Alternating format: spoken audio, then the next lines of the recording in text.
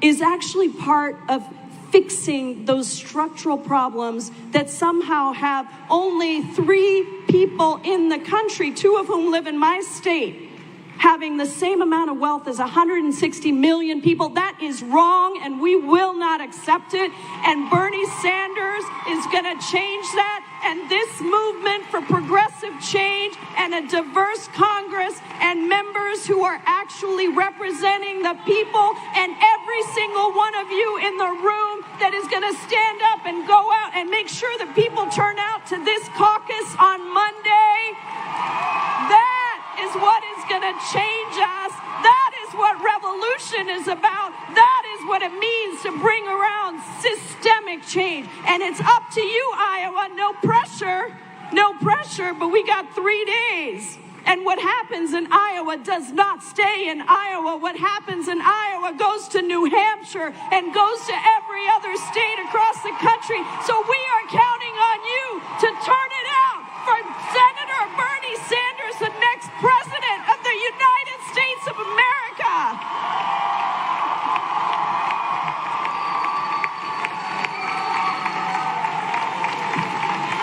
Iowa, we have 3 days. Jaya Paul was bringing it.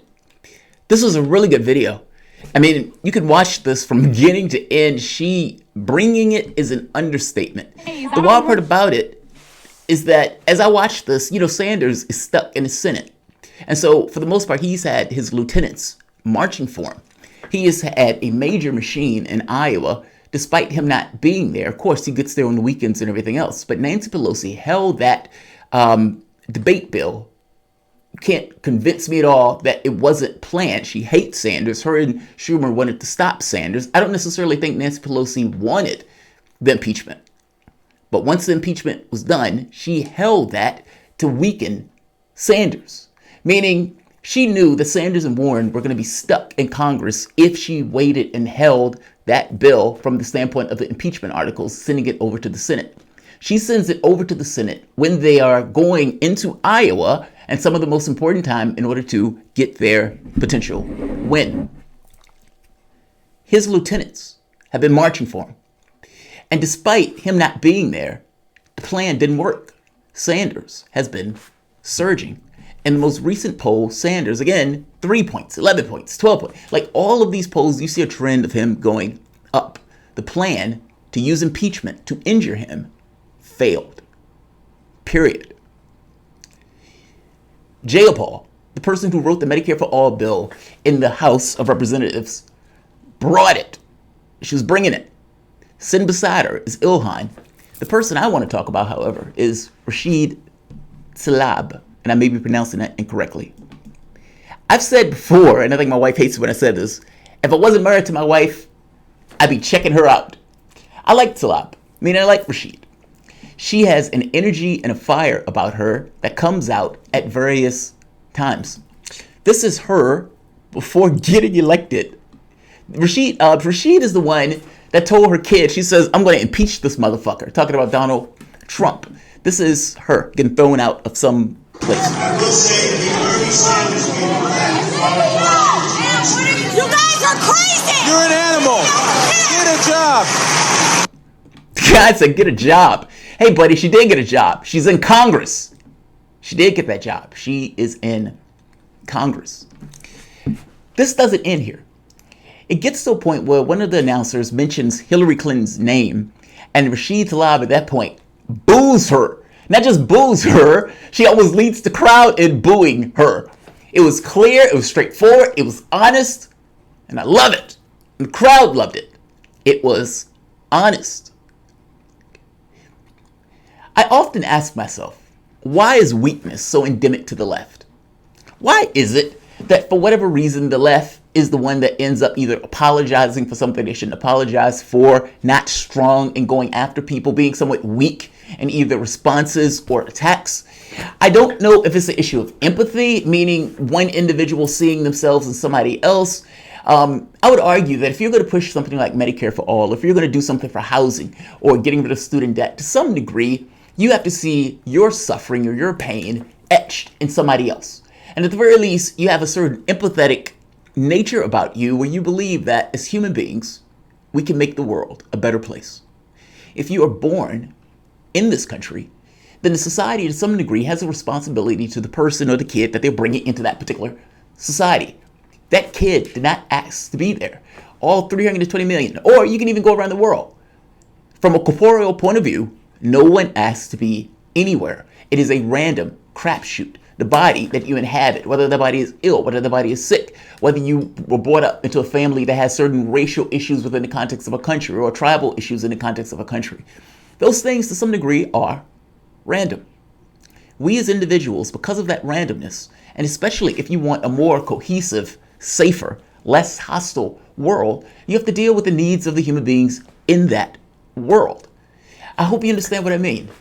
If a person is hungry, if a person doesn't have somewhere to live, if a person is not breathing clean air or eating clean food, if they are working at a dead-end job where they're not making money to adequately take care of themselves, you get to the point of asking, what is the purpose of life? And certainly the purpose of life is not barely making ends meet, getting hit over the head with people taking money out of your pocket from your cradle to the grave. Things can be better, and we can work together to make those things better.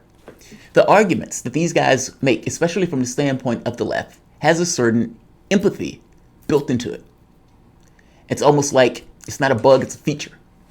The problem is that feature, this ideological base, cannot be used in every situation.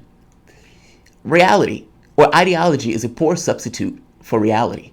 And the people who you're going up against do not have those qualms. They don't have that issue at all. Your particular ideology of empathy and everything else, they don't have in the quantity to which you have, which is the reason why they're trying to stop you from getting into those particular positions. Don't apologize for being strong. I will repeat, don't apologize for being strong. I don't care if that's Sanders, I don't care if that's Raucous, and I don't care if that's Rashida Tlaib. Don't apologize when you didn't do anything wrong, especially when you're following the exact same rule set that your opponents are following when they're attacking you, relentlessly attacking you.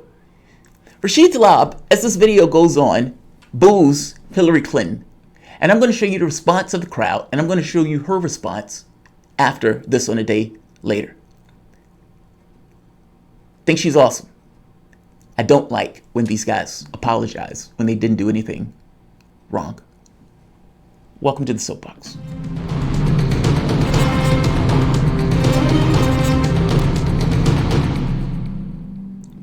My name is Jamal Thomas. This is the Progressive Soapbox, a Saturday Soapbox. I'm trying to catch up on the stories that I wasn't able to get to last week.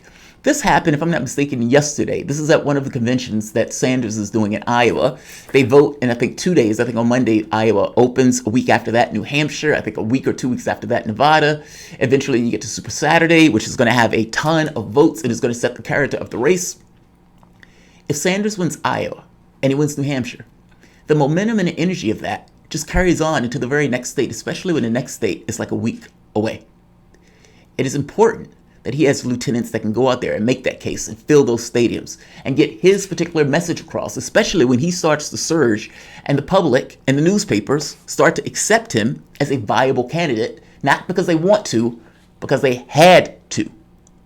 They discredit themselves for over a year trying to act like the guy wasn't standing there, despite the fact that he had never went anywhere. So, basic point, very basic point. There will be times when you would say things that might come across as harsh. There will be times that you say things that other people may not necessarily like. And we're talking about in a political sense, meaning you dealing with opposition who is also saying bad things about you. You are following a particular rule set that they themselves are creating. Hillary Clinton is literally dodging a defamation suit for $50 million for calling Tulsi Gabbard a Russian asset. She did the same thing for Jill Stein. She ducked it twice after it hit the newspapers. I would imagine she was embarrassed, and they finally accepted the defamation lawsuit. Clinton, the only thing she had to do was apologize. Do you think she apologized to Tulsi Gabbard? No, she did not. She did not. So why in the hell would you ever apologize to them? Take a look at what happens. said that nobody, we're not gonna boo, we're classy here. We're classy. I'll boo. Boo. You all know I can't be quiet. No, we're gonna boo. That's all right. The haters will shut up on Monday when we win. There we go. I was gonna say. I love that. I love that. I love that. That's one of the reasons I like her so much. She could be strong on that stuff. She got thrown out of the place. I said, "You're an animal. Get a job." And she was like, "Yeah, I'm going to get a job, all right. I'm going to Congress." She's one of Sanders' lieutenants. One of the people I don't know if she was part of the squad. Yeah, she is part of the squad. She tells you exactly what she was thinking. No, I'll boo her. I'll boo her, all right. She's attacking me, my guy, the guy that I'm a surrogate for and that I'm out there stomping for, talking about nobody likes Sanders. Hillary Clinton has been blaming everybody except herself. When you read the book Shattered, it gets across that she never accepted the fact that she just failed. And she was looking for any and everybody else to blame for that failure. The woman chose Tim Kaine, milquetoast, nearly a Republican, Tim Kaine as a running mate for VP, and that's after almost losing to a socialist in the primary, a guy who they didn't even think was going to get one state. She ended up cheating Sanders. She was under a criminal investigation. She was running in this race, meaning Hillary Clinton could have been and should have been perp walked. Because I got to be honest, anybody else that would have did what she did would not have been let off the hook. They would have been put under the jail. She took all that money for those speeches, despite the fact she was running for president. The reason is because in her head, it was her turn. This wasn't a race, it was a coronation. And that the fact that Sanders was in it was just a pain in her ass. And she never got it across or never understood that the public hated her. She was the most hated person with the exception of Donald Trump. And yet, she still ran in that race as if she was doing the public a favor to save them from Trump. She was the one that had that slush fund Clinton Foundation where Saudis and all these other outside groups from outside of the country were giving her money in order to get access to Clinton herself. She didn't even go to Wisconsin. Understand what I'm saying? She ran that race as if the American public owed her the presidency, as if it was her turn. This wasn't a race. I'm supposed to be just winning this thing. I mean, I became Obama's Secretary of State. He was going to give me a push for the presidency. And now this socialist is getting in the race and causing problems. I hate to tell you this, but whatever the Democratic Party wants is secondary to what the public wants. The Democratic Party and the Republican Party are just two corporations. Those two corporations put a candidate up and support that candidate. But you must understand, the parties themselves are just corporations. They can choose a candidate to run, but they don't control the process. The process is a governmental process of choosing an individual. The corporations that come up, the Democratic Party and the Republican Party, are just, it's almost like personnel finders. Okay, we're going to put this guy in for president. He's one of us. But don't mistake that for public will. They have their own sentiment and their own things that they want to accomplish. Sanders does not fit into that mode or to that mix. Tlaib fully understands that Clintonites, her supporters, are always antagonistic towards them. You should look on Twitter and some of the things that they say about Sanders supporters, including the women. Clinton has been bitter and angry ever since she lost that race, and has used that vitriol on all sorts of people as opposed to dealing with the fact that she lost to a reality show host.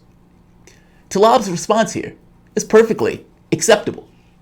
A, it's funny. B, it's true. C, if she's being honest, I see no problem with having an honest response to somebody who is continuously vitriolic.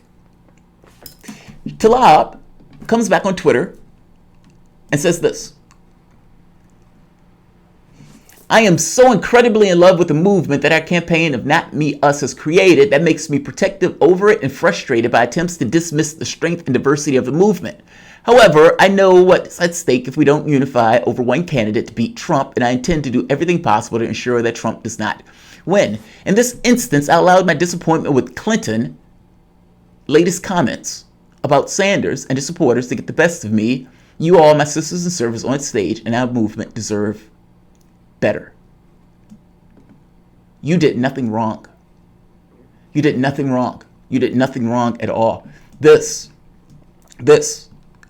was was the most unnecessary thing that you've done in your entire life. I don't even know what you've done in your life. This was dramatically, entirely, profoundly unnecessary. Stop being weak. Stop being weak. They're going to use everything to tear you down. That woman attacks you, Sanders, his supporters constantly. Her supporters attack you, his supporters constantly. There was a guy on Rising the other day talking about Clinton was pretty much a black woman and that that Sanders was responsible for her losing. They don't even accept the fact they lost. The Democratic Party is right now never accepting the fact that Trump won that election. And instead of going with the notion that Republicans were skimming people off the edges, nope, they went immediately to Trump and Russia, a goddamn conspiracy theory. Did Russia have any input in our elections with these Facebook and Twitter ads? Maybe. I don't know.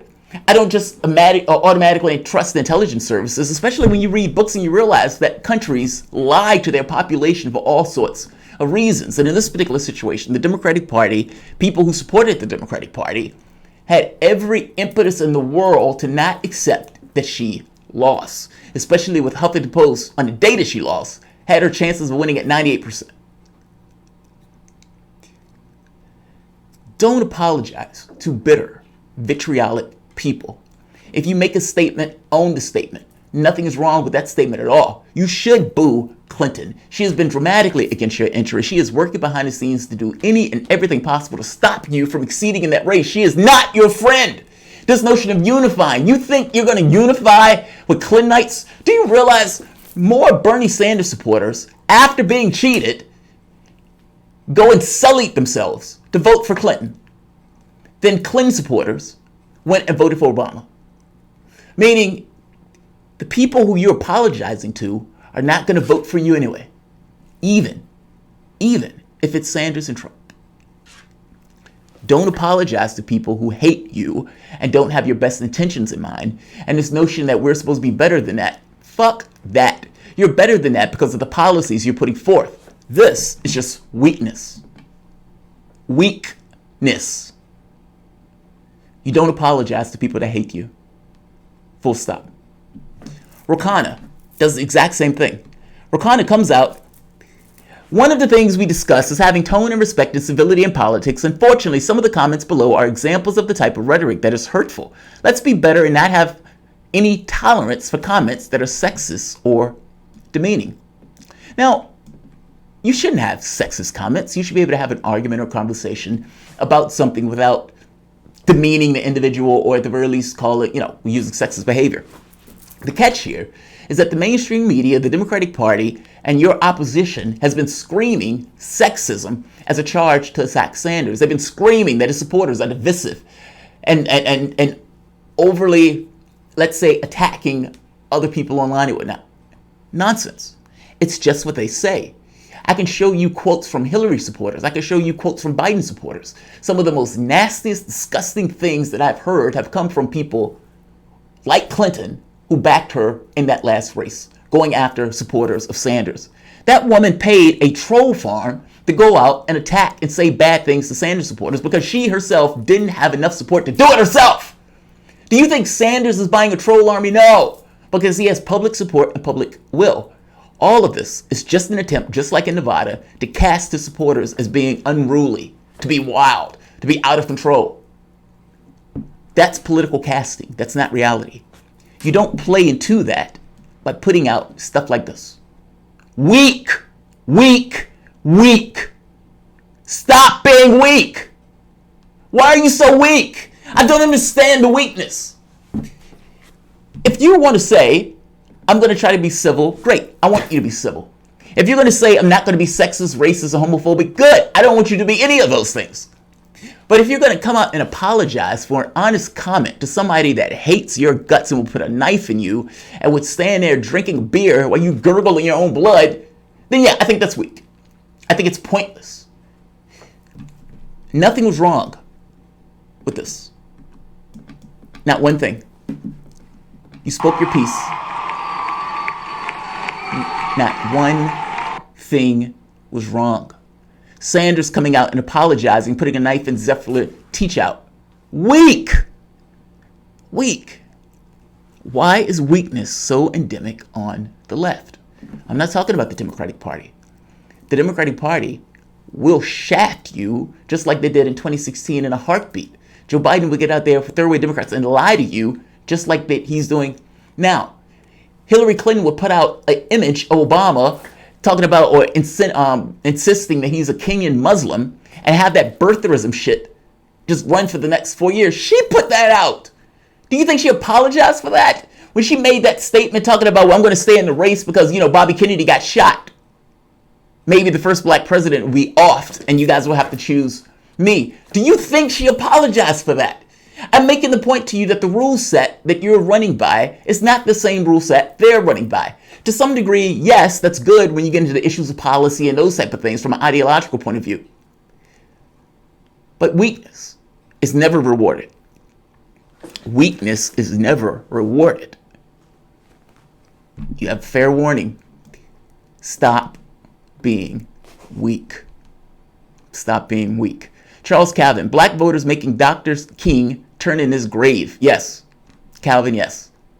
Yes, you're right. I mean, ultimately, if black voters are supporting Joe Biden, not the youth, the older voters, and this guy was instrumental in trying to stop busing legislation, working arm in arm with outright singing in the daylight, running through the daisies, racists, and he's trying to get into church talking about he was part of the civil rights movement. Yeah, you were part of it, all right. You were trying to stop integration efforts.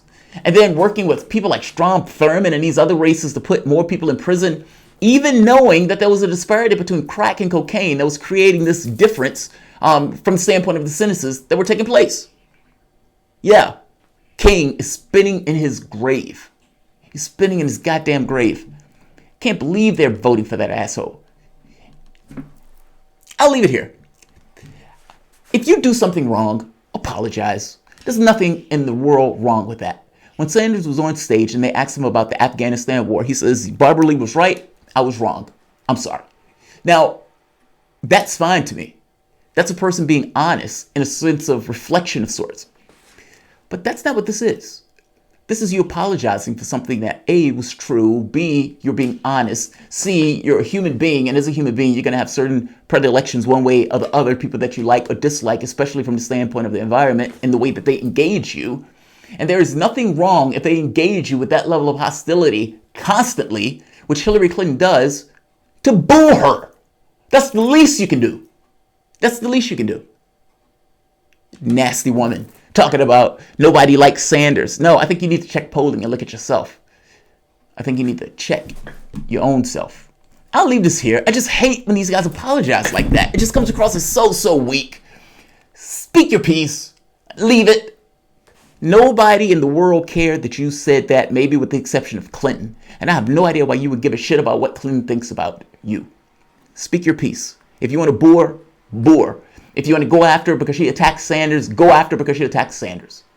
But don't apologize for something that is not wrong. Do not inoculate your enemies or certain attacks that you may be involved in. When Sanders apologizes because he was called corrupt, that inoculates Joe Biden from things where he was being corrupt on. I hope you understand what I mean. The apology does not help you in any measure. And oftentimes that apology is even used against you depending on who you're apologizing to and the context to which it exists. Stop being weak. Stop being weak. Like, share, subscribe.